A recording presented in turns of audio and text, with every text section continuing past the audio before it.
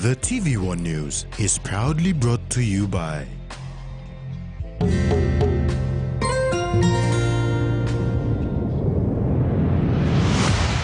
BSP, our bank, our people.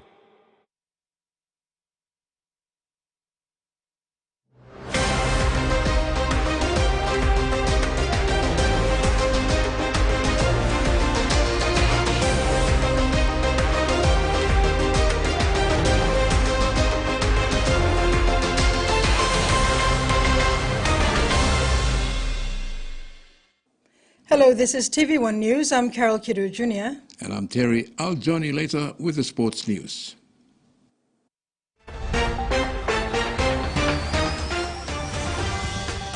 In this edition, Nupiri cleared, Wowo condemns killings, and Hunters duo ready to step up.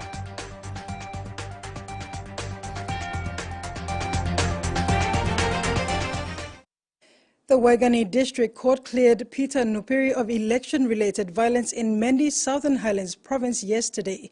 Nupiri was charged over allegations of election-related crimes. In October 2022, police confirmed the arrest of the unsuccessful candidate for the Southern Highlands regional seat, Peter Nupiri, with charges over allegations of election-related crimes. Nupiri from Olea village in Mendy, Southern Highlands province, was said to have communicated with individuals to destroy about 200 ballot boxes that were stored at the police station in Mendy. However, the Waigani District Court on Thursday, April 20, cleared Nupiri of election-related violence during the 2022 national general elections. District Court Magistrate Denny Wakikura cleared Nupiri on the two charges of damage to property and willful interruption of national elections due to insufficient evidence presented to court by the police. Nupiri expressed relief on this court decision. I'm relieved at the moment. The police pursued a matter that did not have enough evidence to prosecute me. But they ridiculed me through this process. And I am very disappointed that we had to come down this far, only to be dismissed. This now closes this matter. Nupiri appealed to the police to properly investigate, arrest and bring to justice those responsible for the incident. He further appealed to his supporters to remain calm. I want to appeal to my supporters to remain focused and not try to continue to maintain peace and order in our communities while we pursue these matters in court. This is one hurdle out of the way. So, every citizen has the right to be heard. We cannot go around picking up people and locking them up in jail and putting them through this process, which is unnecessary, wasting statepayers, state's money as well as those individuals. So we need to stop this. Police need to assess cases on a case-by-case, establish the evidence before you start pursuing a matter through the court system. Mary Silla Kelleton, TVWAN News. Furthermore, Nupiri says he is now focused on two election petitions filed by him against the current sitting governor of Southern Highlands Province on the special circumstances declaration that saw him win the seat. I'm now focused on my election petition. We have filed two election petitions against William Powie on his special circumstances declaration. Now that this matter is over, focused on these election petitions where the trial date has been set from July 3rd to July 27. We have all the summonses and all the paperwork in place. And I'm ready to face William Powie in court. So he can tell the court whether or not he was elected by the people. And if the courts can confirm that, then he can continue to be governor of the people of Southern Highlands. If not, he can also consider his fate in that same court. This same court that makes sure that everyone is served justice. The NCD City Authority has slammed the act of vandalism, stating it was very disappointing to discover that poinciana trees planted as part of the Boroko Precinct Transformation Program have been removed. City Manager Ravu Frank says street signs, lights, flower beds and other public goods continue to be vandalized and the general public accepts this as a norm. Frank said public assets are for everyone to enjoy and all must be appreciative and responsible, stating that efforts of many are dampened by a few individuals who have complete disregard for the community and city authority. NCDC will conduct an investigation with the assistance of the police. Residents have been advised to protect city assets by isolating and discouraging reckless behavior by few individuals. West Sepik Governor Tony Wowo has threatened to break away from the Greater Sepik and be on their own as Sundown Province. Wowo made this call after a young mother of two was killed along the Sepik Highway. The mother was heading to Maprik to buy goods to resell when she was shot and killed. Governor for West Sepik Tony Wowo is frustrated on the ongoing killings along the Sepik Highway, especially the recent killing of a mother of two along the Drakikia section of the road on Tuesday, April 18, 2023. Wowo said such killings have been going on for the past years without anything being done to stop the perpetrators. In a media conference today in Port Moresby, Governor Wowo threatened that West Sepik Province will break away from the Greater Sepik if such killing continues. It's going to be the last and for all. If it happens again, I'm taking myself out of this province. Not to be part of the Sepik. I want to become a Sundown by its own. Sundown provincial government, Sundown province by its own. Name Sepik, I'm going to nogat bilas lo, no go mining blam. We plus start together as Sepik. We support them lately looking long, heavy long lapon man, Great Chief. We stood together as both provinces in terms of what comes to our end. We normally support ECPIC in everything. In fact, we gave them a lot of revenue to ECPIC, and they did not even count on us on that matter. He is appealing to all the leaders of East Sepik to get together and discuss a way forward to stop these criminal activities happening in their province, or else West Sepik will break away from them and be on their own as Sundown Province.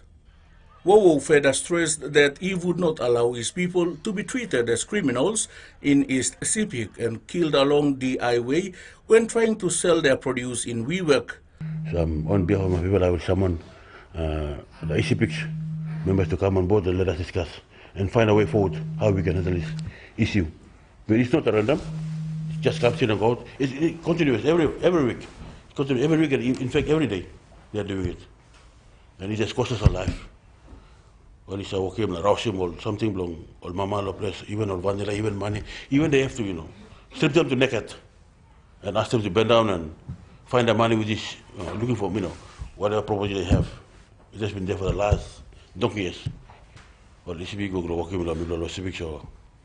On behalf of the people of Civic, I'm really condemned that exercise. I'm asking the leaders of Civic to put down their heads together and see. We're talking about the national issues and turn our blind eyes from our own district and provincial issues, which are just before us. Talk about national issues. How did you get up in the national parliament? It's not the national people that vote you from the national, from the country. Your own immediate district people. Yes, we have to address and tackle the lower situations.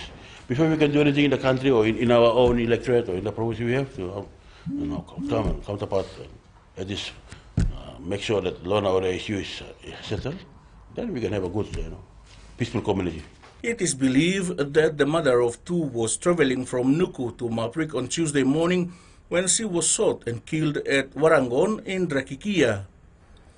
The Warangon area is a hotspot of hold-ups, and many people traveling through that area on the Sepik Highway had been victimized by criminals through hold-ups and attacks.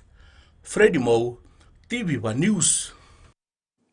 The Pacific Island immigration agencies are being urged to work together to improve their respective border management systems and address national security issues in the region. PNG's Deputy Prime Minister and Minister for Labour and Immigration, John Rosso, made this statement during the opening of the border management systems in the Pacific Workshop in Port Moresby. Heads of immigration agencies and their technical staff from over 13 Pacific Island states attended the workshop. The workshop aims to discuss good practices in procuring border management systems and to provide a platform for Pacific Island nations to share their experiences and challenges to improve their systems. Minister Rosso emphasizes the need for any potential BMS system to be fit for purpose for the nation itself and for the wider region. The workshop also promotes bilateral and multilateral cooperation to address various national security issues in the region. You're watching TV1 News. Among stories after the break, Angus celebrates Dedication Day and first dialysis patient treated in Mendi.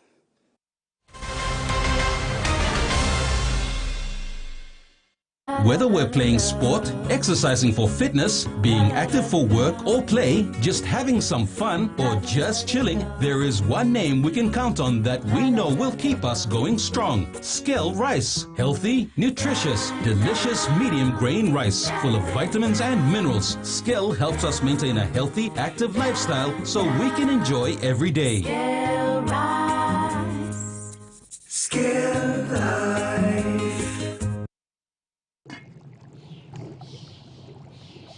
Hiya, Mama. You wait then, but me add him special flavor. Put in more flavor, put in more taste. Magic kakaru, get up a big smile on face. Time for give chicken a great fumu too. Sip, sip, the mumu, yes, magic on you. Magic, the taste PNG loves. Open nets.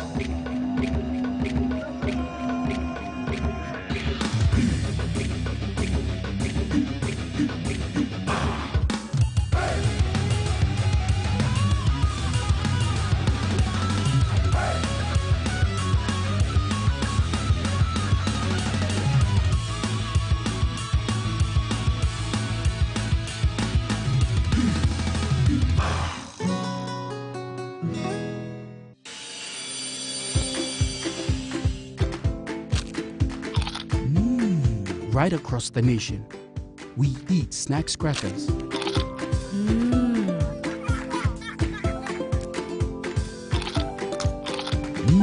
Emi trupla. All get a young planalapun, only like him snacks crackers. Only make him here, no PNG, one-time lay biscuit company. It's crunchy and tasty. It's irresistible. He says the best Hunters players come from his region. So does she. But there's one thing that brings everyone together. SB Laga, Bunyamyumi. Gervonta Tank Davis. King Ryan Garcia. The power of Davis. The flash, the hand speed. Two undefeated stars. Two journeys. One mega fight to make history. It's over!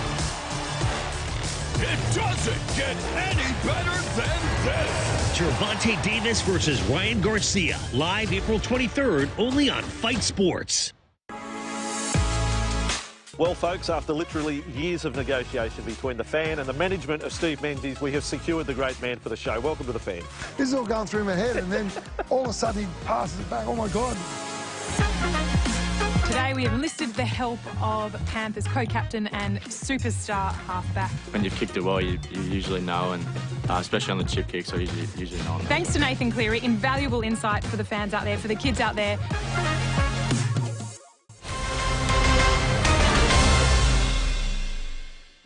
Welcome back. BSP Financial Group Board Chairman Robert Bradshaw has announced in a press statement today the appointment of former NASFAN CEO Ian Tarutia as a director of BSP. Tarutia was appointed to fill the casual vacancy following the retirement of Sir Costas Constantino as chairman and non-executive director in February 2023. The Bank of PNG has consented to the appointment of Tarotia as a non-independent director of BSP. Bradshaw welcomed Tarotia, stating that Tarotia's wealth of experience adds to the board's dynamics, and he looks forward to Tarotia's contributions to the board and to BSP's performance. Wabeg Town recently came alive with gospel music, prayers, and the sharing of the Word of God as Engins celebrated their provincial dedication day. They offered prayers of thanksgiving to God for many blessings and also sought forgiveness for the many killings through tribal fights. The Engins celebrated the provincial dedication day in the town of Wabeg with gospel music, prayers, and sharing the Word of God. Led by pastors and elders of different church denominations, the faithful were in a procession from the Ipita Center office car park into the town's main grandstand near BSB Bank. There they were received with more songs of praise from different groups, including traditional Christian singing groups from the 6 districts of Wabeg, Wapenamanda, Kompiam, Ambum, Leagam, Pogera-Paila, and Kandep. During the main program, representatives from various denominations offered prayers of thanks to God for the many blessings they had received in the last 45 years. They also sought forgiveness for the many killings through tribal fights. Enga Provincial Government Assembly member Luso Lolan thanked the church groups for the organizing of the ceremony and pledged to support the program through EPG commitment. He said they will make the event bigger and better next year with extended activities and guests. Governor Sir Peter Ipatas marked April 17th as Dedication Day, which will be commemorated every year to thank God for blessing his people in the province. Mendi Dialysis Center, set within the vicinity of the Mendi Provincial Hospital, has to be the first in Papua New Guinea outside of the Kidney Foundation in Port Moresby. Doctor in charge of the Dialysis Center, Eric Mange, hosted a pre-opening drill with the visiting government officers from Port Moresby, including the national nephrologist, Dr. Stephen Bogosia, and dialysis technician from the Port Moresby Kidney Foundation 2 days before the opening. Dr. Eric Mange, who is a local from Yalibu in Southern Highlands, is the doctor in charge of the newly built kidney dialysis center at the Mendi Provincial Hospital. The patient who was being treated is an elderly male from Western Highlands who was a kidney patient in NCD but returned to Mount Hagen, and hearing about the dialysis center being in operation here, he came to Mendi to be the first patient to receive treatment. The Mendi Kidney Dialysis Center was opened today.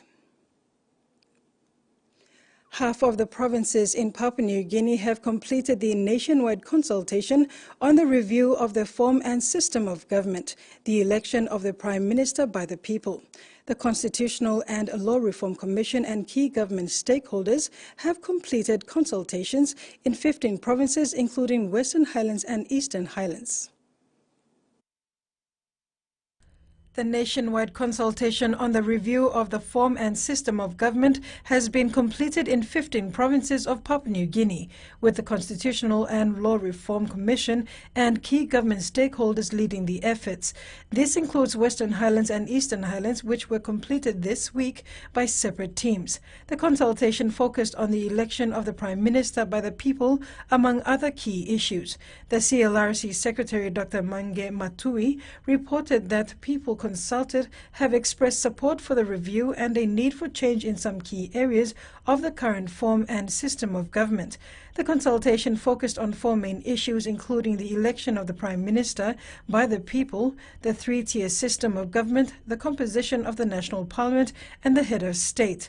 Dr. Matui added that people have also raised concerns about important national issues, including the electoral system and processes, biometric voting, NID, national population census, district development authorities, funding arrangements for provinces, districts, and wards, basic service delivery, and national unity.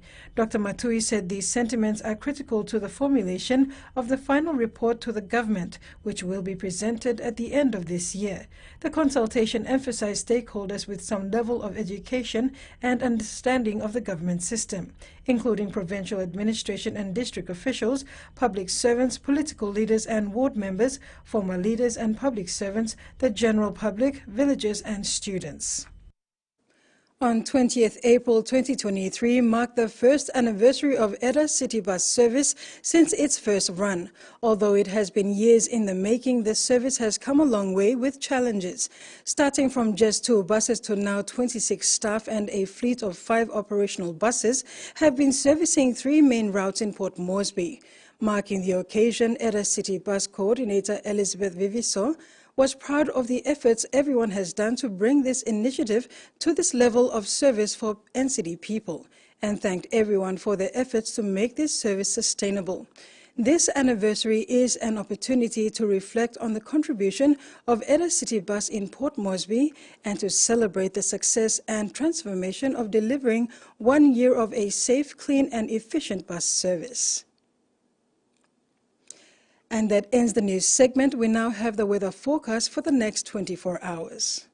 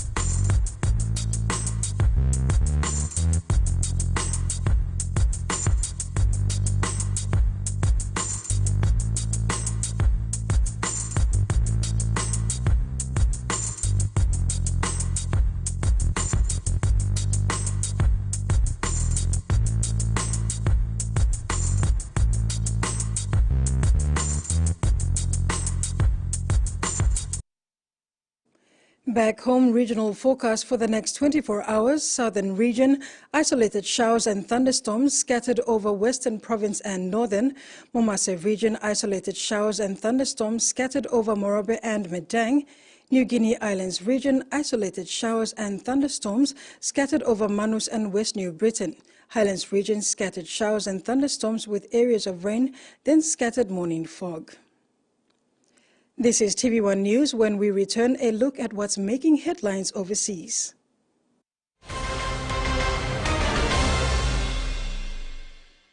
All One Talks add some excitement to festivities with the Flame Easter Bonanza.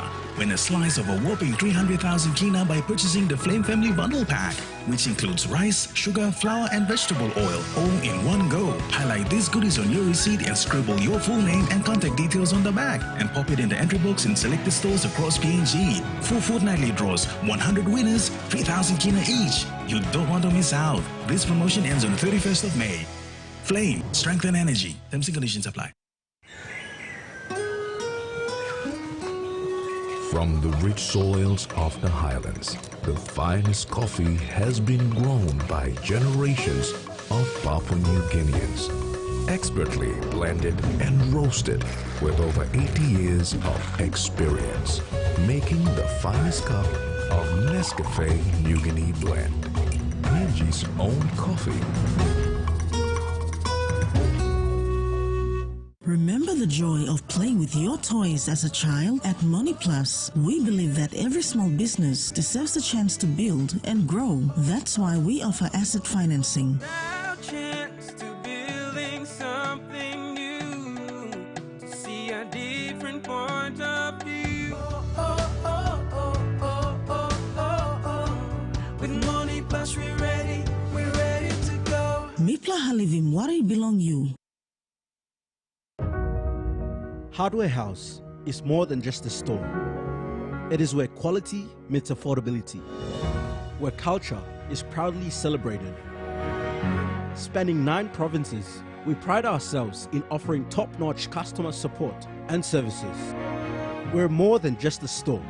We're more than a brand. We are Hardware House.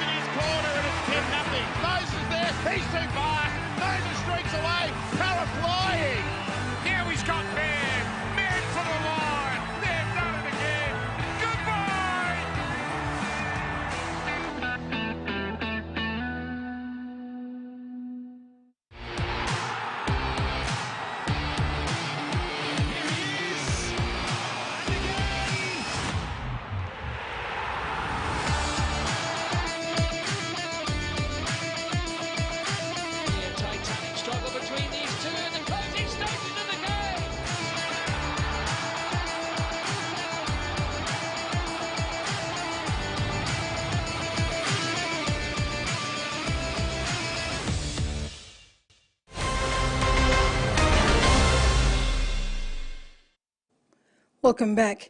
Indonesian security forces have recovered the bodies of 4 government soldiers who were killed in a separatist attack while searching for a New Zealand pilot taken hostage by the rebels in Indonesia's Papua region.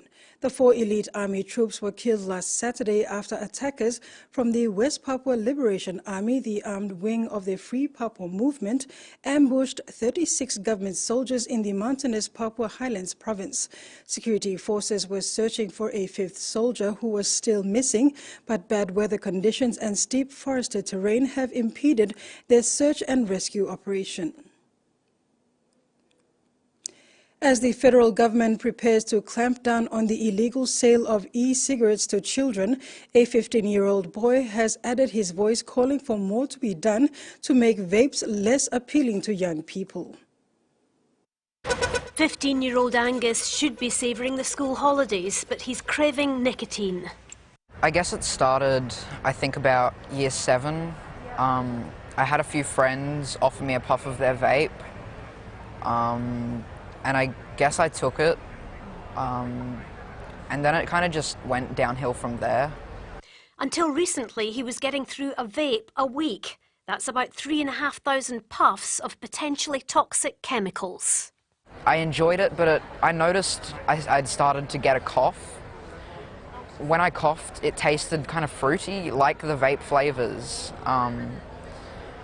That was kind of a pretty big warning sign for me that it's gathering up in my lungs. Now Angus is on nicotine patches and getting addiction counselling.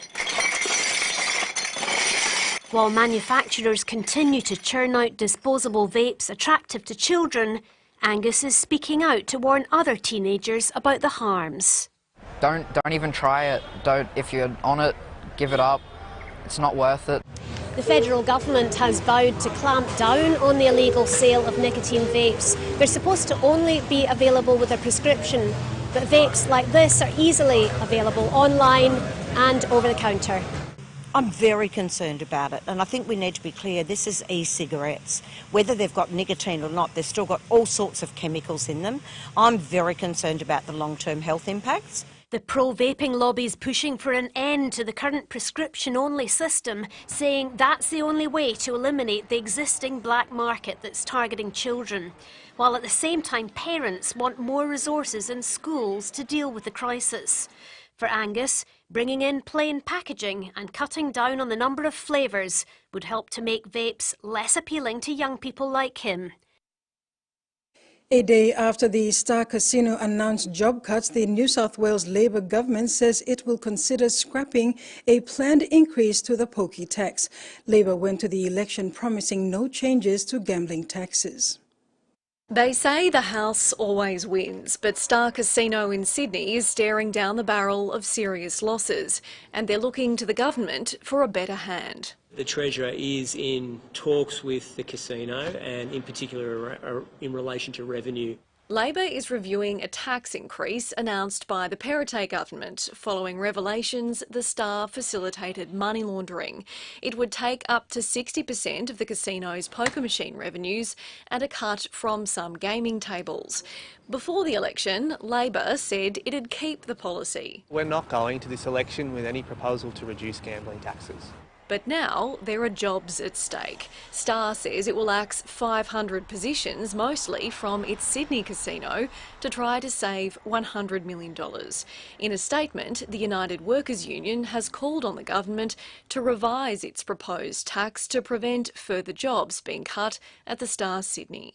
The Minns government says the tax was poorly thought out and actually brings little to the state's bottom line. But it'll be keenly felt at Star, which has recently posted a $1.3 billion loss. And we need to make sure that when we do impose a new tax in New South Wales, the ability to pay is there. If they can't make a profit without money laundering and preying on problem gamblers, they really should get out of business. Star says it will be going ahead with the job cuts, whether it's hit with tax increases or not. Victorian winemakers are fielding calls from Chinese importers looking to reinvest in their wine despite an ongoing trade freeze between the two countries. But in light of hints from Beijing that barley tariffs could soon be eased, the Australian wine industry is hopeful it will also benefit from the government negotiations. The 2023 vintage is looking full of promise and quality for winery owner Jodie Marsh, and she's hopeful that this year she'll find a home for it. The last 3 months we've had increased correspondence and calls from people in China interested in importing our wine. It was quite a flurry. China was Australia's largest wine export market, with sales surpassing $1.2 billion a year, before tariffs halted trade in 2020 and devastated local growers.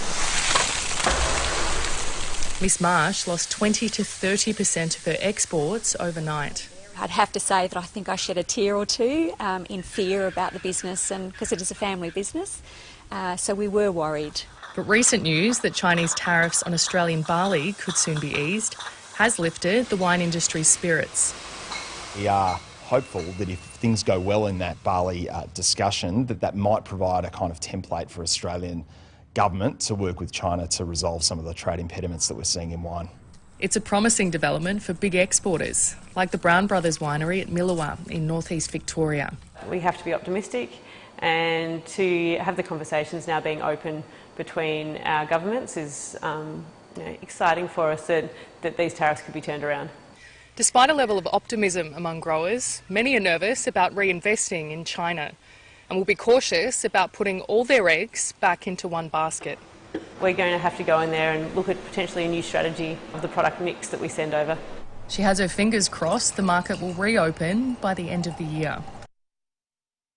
And that ends the news segment. In sports, Hunters versus Burleigh preview of round 6 and a clash of the big guns. Those and more stories with Terry in the bulletin later on.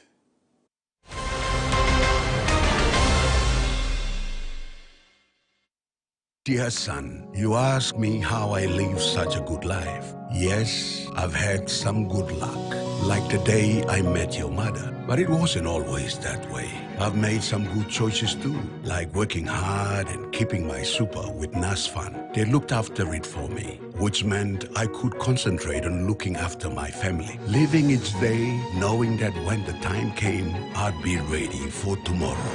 Love, Dad. Number one, super emojis are all send me. Number one's for everyone on land and on the sea.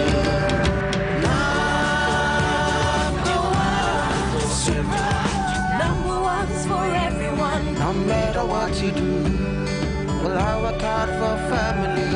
We work hard for you.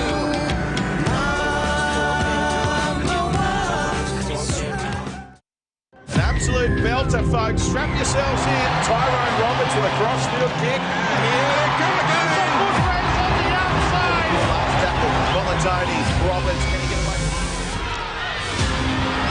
Bradley took it for the line. Guess what? The sweeping defense of Nate Bradley. Away from Kelly. Yes, he can. And he puts it on a platter for Ailing.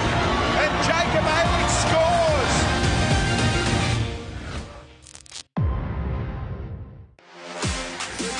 Pacific. The pride of the Pacific Islands on display.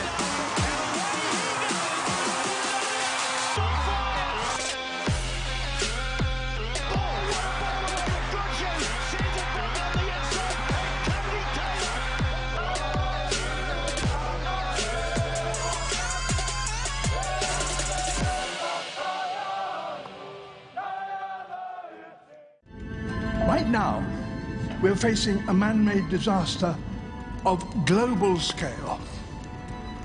Our greatest threat in thousands of years, climate change. If we don't take action, the collapse of our civilizations and the extinction of much of the natural world is on the horizon.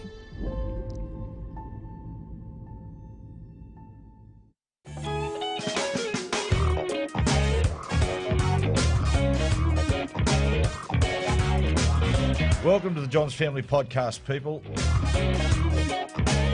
sure did. Ruined What are you it? laughing at? I just thought of something.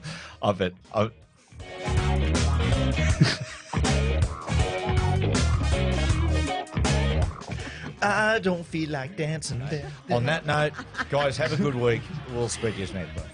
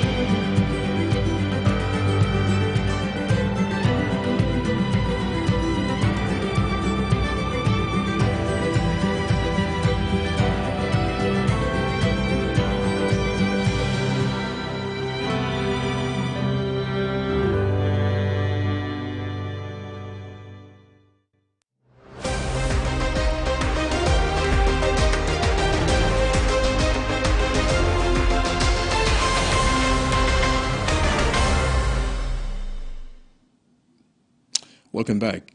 In AFL, 2 clubs lost their appeals against suspensions in a marathon tribunal hearing. The rock star. Excited fans lined up for selfies and signatures with the coach as Lions Saints prepare to welcome back courageous captain Jack Steele from a broken collarbone. The specialist gave him the extra clearance yesterday, so yeah, he'll train today and Friday and play. After a run in the VFL last week, veteran forward Tim Membry is likely to replace suspended rookie Anthony Caminiti, who last night copped a downgraded 3-match ban at the tribunal for striking Collingwood's Nathan Murphy off the ball. That's how you react, so I think it's a good lesson for him to control what he can. He reached out to Nathan personally and apologised for what he did. The Blues will miss important halfback Adam Sard, who injured his hamstring against Adelaide. Collingwood will be without midfielder Taylor Adams, who had his 1-match ban for a sling tackle upheld at the tribunal. Essendon's Zach Merritt also failed in his appeal against the ban for a similar incident. Players are now seeking an explanation on how they should tackle. There's been a lot of cases in the last few weeks of players getting done for similar incidents, so it'd be great to get a little bit of clarification. Both clubs are in the top 4 ahead of Anzac Day for the first time in years. The hotly anticipated fixture is a sellout and could be one of the biggest Anzac Day matches in recent history. Back home, the second week of the 2023 Digital Action Mobile Cup is set to unleash more intriguing high-class rugby league action this weekend as the competition ramps up. The round kicks off at the Callabon Oval tomorrow, Saturday, with host Egmark Rabaul Gurias ready to welcome the new-look Moniplus NCDC Vipers. While Port Moresby Vipers, Civic Pride, Mendy Muruks, Ley Tigers and Angamioks are relishing their winning start to the new season, Gorokel Hunnies and Hello Wigman are probably cursing themselves, ending up in a draw, while Rabaul Gurias, Central Dabaris, Galfiso and Kimbe Cutters are set to make amends this weekend when round 2 of the Dem Cup continues. Egmark Gurias and Moniplus NCDC Vipers kick off the round with a blockbuster at the Callabon Oval, Kokopo, tomorrow at 2 p.m. Gurias, coming off a 2-point loss to Miox in Warburg last week, will have a task on their hands to stop the new-look Port Moresby Vipers star-studded lineup, which will feature Stanton Albert, Edina Gabby, Leon Undepia, Gilmore Paul, Super George, Nicky Hasu, Melix Winnis and Philemon Kimisive. Vipers were too big, too strong for the Mount Hagen Eagles last week, but this weekend they face an equally strong Gurias side that will also feature a good stock of new off-season buys, including Casey Dixon, Levi Andrew, Muruks, Joe Hong Tigers, Alex Max Tumbe, Dixon Pipi Muruks, Wesley Batari Muruks, Donald Maluka Cutters, Caris Peter Vipers and William Tirang Vipers. It's shaping up to be a physical but thrilling encounter with a bumper crowd expected at the graveyard tomorrow. On Sunday, Santos NFS will host another doubleheader. Croton Hello Wigman versus EPG Angamioks ready to rumble. Defending champions Wigman, after a draw match last week, will turn up to stop Mioks' early season form. Next, it's the battle of the local derby, Gulf Iso versus Central Debaris. Still winless after the opening round, both teams will be out to make amends in front of their loyal fans. In Kimbe, host Kimbe Cutters will welcome Lace Next Tigers to the Peter Humphreys Oval with a strong game looming on Sunday. Meanwhile, the fairy tale story of the new franchise EMK Civic Pride continues on Sunday when they host Bintagor Gorokalahanis at the Pora Oval, Wivak. It's a first time and a special moment for the people of the Greater Civic to be treated to a live Digicel ExxonMobil Cup match 33 years since the inception of the intercity competition back in 1990. A game that will stop the entire Greater Civic. The PNG Hunters are back in Australia this weekend when they take on the Burleigh Bears at UA Park, Gold Coast in round 6 of the QRL Host Plus Cup. It's been a short week for the Hunters, who returned to Port Moresby following their disappointing loss to the Northern Pride last weekend. The Hunters will be desperate to get their early season back with improved performance tomorrow. After a rather dismal performance against the Northern Pride last weekend, PNG Hunters assistant coach Paul Ayton is confident the boys are keen and ready to make amends this weekend with a much better performance against Kokoda Cup arch-rivals Burleigh Bears this Saturday. Ayton admitted the coaching staff and the whole playing group were bitterly disappointed with their work ethics, discipline and poor execution, which dearly cost them the game.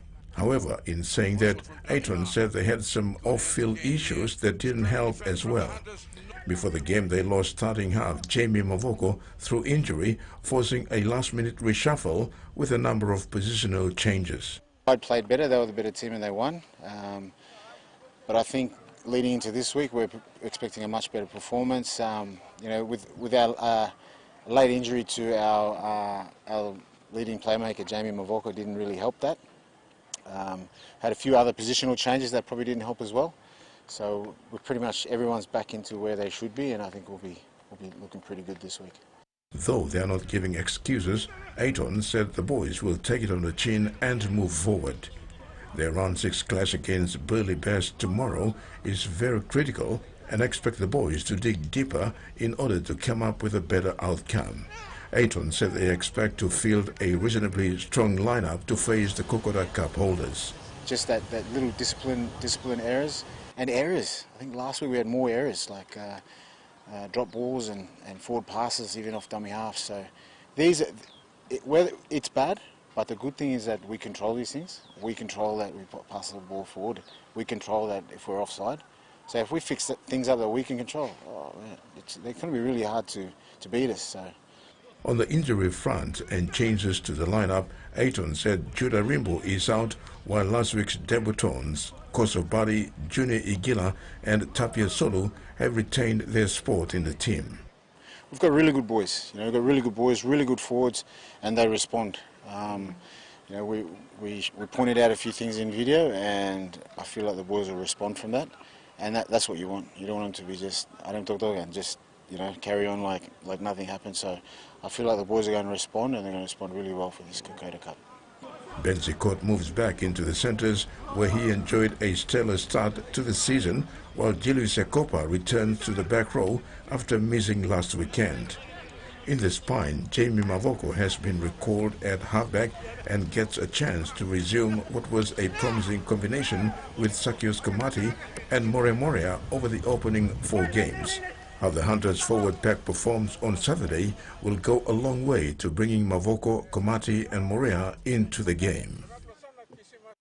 Reeling out of last weekend's disappointing loss to Northern Pride, PNG Hunters prop duo Epel Capinias and Junior Rob have a big responsibility on their shoulders to set the platform for tomorrow's Host Plus Cup round 6 clash against Burleigh Bears on the Gold Coast. The Hunters forward pack had their work cut out for them last week and had to play second fiddle to Northern Pride heavy mobile pack for most of the contest. His keeper, Ila Alu, stood the tallest last week in a beaten side, playing out an inspired 53 minutes throughout the middle to be one of the Hunters' best with 13 carries, 410 meters, 35 in post contact, and the only forward to notch up 100-plus running meters against the Pride. Ironically, the Hunters' starting props, Ipel Capinas and enforcer Junior Rob, it was a disappointing afternoon for the duo with less impact in their carries. At last week's Hunters training, Appel and Junior admitted they let the whole team down and vowed to make amends this weekend against traditional Kokora Cup rivals Burleigh Bears. Appel said though disappointed, he's looking forward to challenge himself and put in 100% plus effort against Bears this weekend. Yeah, I think this momentum plus I'm building previous game like make it finish. Last week I'm done started good like the momentum like start strong like good last start. I think I'm building good so yeah me play like little boys so. Appel also highlighted some of the team's downfall and what areas they need to improve on moving forward. Critical areas improve them. Just ball securities, just less penalties. This all leaks and all build up to win some game. Appel's partner in crime and Hunters enforcer Junior Rob said he's not giving excuses and admitted he let his team down. He stressed the need to be better in defense and discipline, which really hurt them last week. Moving forward, though, Junior is fired up to redeem himself and make his presence known on the field. Our pivots need to stand up and do some little bit of direction there, and with the middles we really need to put in more effort, giving more time and more discipline in our defense, and do not give our penalties. So if these are the only things that we can cut down, then obviously we'll take the 2 points. Junior said he's made a lot of sacrifices and put in a lot of hard work at training this week and ready to rip in. I'm really disappointed with the performance that I put up last week, and this week I'm really looking forward. I'm doing deep in. If I had to sacrifice, some things like meals and off days, stay off it, stay and sacrifice, and then hopefully get the result and we'll have a good performance this weekend. Round 3 of the Pepsi Cup Capital Rugby Union competition gets underway this weekend when 2022 grand finalists Kramer Osenko brothers and Credit Corp Harlequins go head-to-head in the main Premier Grade game. The big showdown is scheduled for 4:45 kickoff tomorrow at the Bava Rugby Park. To kick off proceedings, the earlier Premier Grade game at 2 p.m. sees Moniplus Nova face Gangloff Consultancy University Piggies. CRU President Corey Chan said they have been the top 4 sides over the couple of years, and there'll be no love lost between these teams as they fight for rugby dominance in the capital city. Chan said all 4 clubs featured in the major semi-finals last year. Harlequins and Brothers beat University and Nova, respectively, to proceed to the grand final, which Harlequins came out victorious. Nova head coach Eddie Galele, during a media conference on Wednesday, said it will be indeed a big weekend for Capital Rugby with these blockbuster contests. It's early rounds of the competition, but the scene is being set for an exciting year of rugby in the city. Galele is urging everyone to come down and support either of their favorite teams, Wanderers, Valley Hunters, Defence, Marlins or Crusaders. A moment's silence will be observed before kickoff in both games to pay tribute to late Sir Rabi Namalu, who played for Anudi, short for Administrative College and University, in the early 60s, and as chairman of Kramer Osenko Sponsors of Brothers for the past 13 years. The main women's clash on Saturday at 12:30 p.m. will feature Nova take on new-look Young University side. Premier Grade games at Bava on Sunday has Defence playing Crusaders at 2 p.m, followed by Valley Hunters versus Marlins at 3:45 p.m. The women's clash on Sunday at 12:30 will see Sisters up against Harlequins. And that's all the sports for today. Carol. Thanks, Terry. Tomorrow's bulletin will be at 9:30 p.m. due to the live broadcast of the NRL games this weekend. Have a safe weekend. Bye for now. Bye.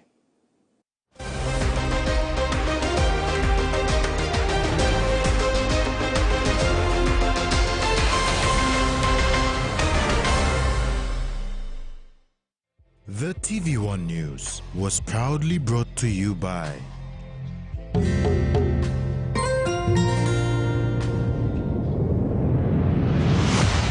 BSP, our bank, our people.